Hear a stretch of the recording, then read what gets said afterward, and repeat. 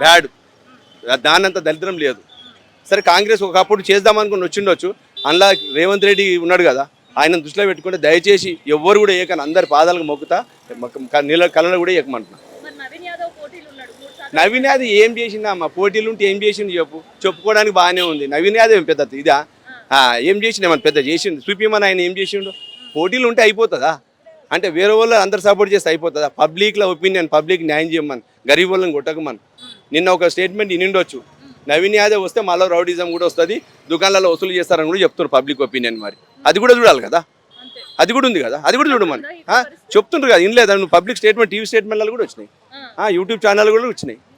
అది కూడా దృష్టిలో పెట్టుకోవాలి. నవీన్ యాదవ్ వ్యక్తిగతంగా మంచోడు, అనుచరులు కూడా ఉంటారు కదా. ఇవాళ కేసీఆర్ గొప్ప పని చేసిండు, సరే చిన్న చిన్న కారణాలతో ఇవాళ ప్రభుత్వం పడిపోయిండొచ్చు. అట్లా నవీన్ యాదవ్ మంచోడే ఉండొచ్చు అనుకుందాం మీ దృష్టిలో. కానీ పబ్లిక్లో ఆయన ఉన్న అనుచరులకు చెప్తున్నారు కదా, ఇక నవీన్ యాదవ్ వచ్చినట్టు అది అన్నం పంపిండ్రు అని చెప్పి వసూలు చేస్తారంట. మరి అది కూడా చెప్పమని పబ్లిక్లో. మళ్ళీ కష్టమే కదా, మనం కోరుకొని గొక్కున్నట్టే కదా, కోరుకొని గోకున్నది. అందుకే దయచేసి నేను చెప్తున్నా, కళలు కూడా ఏకమంటున్నా, వేయొద్దు, దండం పెట్టి చెప్తున్నా. ఎవ్వడు కూడా వేయొద్దు, ఎవరు కూడా వేయద్దు. కేవలం కేసీఆర్ దృష్టిలో పెట్టుకొని తెలంగాణ రాష్ట్రం అభివృద్ధి కావాలంటే ఇది మనకు ఉదాహరణ. ఇది దీన్ని దృష్టిలో పెట్టుకొని దయచేసి బీఆర్ఎస్ మాత్రమే వేయాలి.